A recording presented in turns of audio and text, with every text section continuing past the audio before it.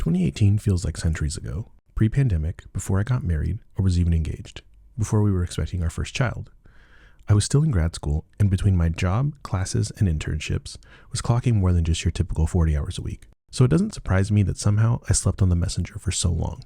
I didn't really know about this game until I played 2023's Sea of Stars, made by the same folks over at Sabotage Studios, which opened my eyes to the magic that they can create. I had seen the Messenger show up on Steam and a few other sites, especially on sale, but didn't pay it much attention. That is until I played Sea of Stars and wanted more of the same.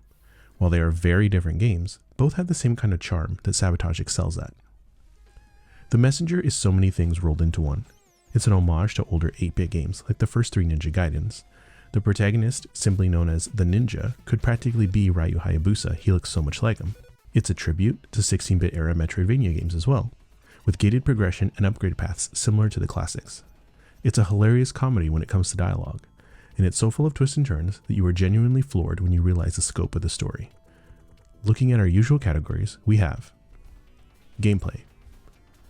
The controls of the Messenger are second to none. The responsiveness of your character is extremely fast and satisfying. The only time you feel a bit out of control is when you get damage resulting in knockback, especially while in the air. Traversal consists of basic platforming at first, but quickly escalates into multiple dimensions. Before you know it, you're climbing walls and gliding diagonally to avoid spikes. Early on, you get a wingsuit from the shopkeeper, a mysterious character who aids you in your quest. At multiple points, you come across doorways that lead back to your shop, where you can buy upgrades and ask about the current area you're in. Later in the game, you can pay them for hints about where to go, which they'll mark down on your map for you. In addition to the wingsuit, one mechanic that is key in advancing your way through the game is the extra jump a hit provides. You're able to double jump an infinite number of times, provided you hit something with your sword in between said jumps. So if there's a chasm and there are enemies flying around, you can jump, hit one, then jump again, and repeat this process until you reach your target. Non-enemy hits work too, so the mini lanterns you slash with your sword to get time shards, the in-game currency, or health refills, also work as a means of staying in the air. Once you acquire the spiral slash while in the air, you can basically stay afloat indefinitely while you plan your next move. Believe me, this comes in handy and takes some work to master. There are multiple points where you know what you want to do, but having a few extra seconds to decide keeps you alive instead of just falling to your death. The combat is extremely well balanced, with most enemies not taking more than 1 or 2 hits to defeat. Some may take up to 3, but are very reasonable in their difficulty. Overall, they do provide a challenge, but less so from their endurance and more from how they are positioned, like any good platformer. There are some frustrating parts, like the green coins you collect along the way. Most of them are positioned at the end of a gauntlet, be it moving spikes, pits, or both. I'll admit I definitely died my fair share of times trying to get some of these. Eventually, you start to see pathways and patterns that would have escaped you early on. Graphics and audio. The game starts out in an 8-bit style with appropriately accompanying sound. If you ever played Ninja Gaiden or Castlevania, it's very similar. The looks and sounds are something straight out of a late 80s or early 90s NES game, albeit more polished. Another core mechanic of this game is time travel, and when you make it to the future, the whole vibe of the game changes into 16-bit. The visuals get a fitting upgrade. There are better sprites and more detailed backgrounds, as well as a richer sound. The bosses are very detailed even in their 8-bit form, and they have a lot of expression. The butterfly boss was probably my favorite one. One small detail that I really enjoyed is how the music gets quieter while you're swimming. It's a small touch, but the first time you experience it, it really provides a sense of immersion. Story. With superb gameplay and graphics, they nailed the perfect trifecta, with complex writing making for a robust story.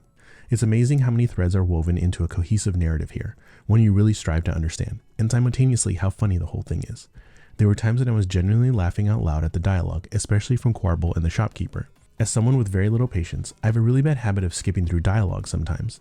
Here, however, I would often restart the conversation with the shopkeeper just to reread their lines. Quarble has their snarky comments too after each death, which includes sometimes giving you a count of how many times you've died thus far. Humbling for sure, but still worth a good laugh. The occasional fourth wall breaking is also well executed, especially before the butterfly boss, when the ninja starts to ask specifics and the shopkeeper asks him, is it a time paradox or a plot hole? And finally, the connections between Sea of Stars and the Messenger, the former being its prequel, are rich and sprinkled throughout.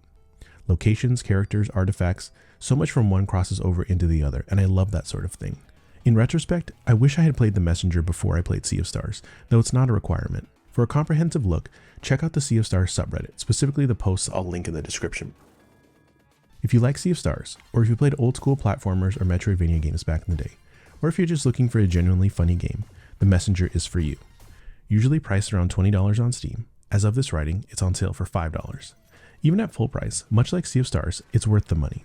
15 plus hours in, I'm starting my New Game Plus run after beating it once already and still enjoying every second of it. I'd give it a 10 out of 10 and welcome anyone else's opinion on it. I also can't recommend Sea of Stars enough, which is my second favorite RPG of all time now. If you haven't yet, check out my video on it from earlier last year. I can't wait to see what else Sabotage Studios can make and how it can possibly tie in with the world they've created here. As an aside, this is one of the first games I played on my Asus ROG Ally, and it plays extremely well. I'm hoping to make my way through more of my backlog on PC with it, and thus far, I'm off to a good start. Hope you've enjoyed this video, and if you aren't subscribed yet, now would be a great time to do so. I'm trying to upload more videos more often and would love your support. Leave a comment below if you've played The Messenger, its DLC, or Sea of Stars. Hope you had a great New Year's, and we'll see you soon.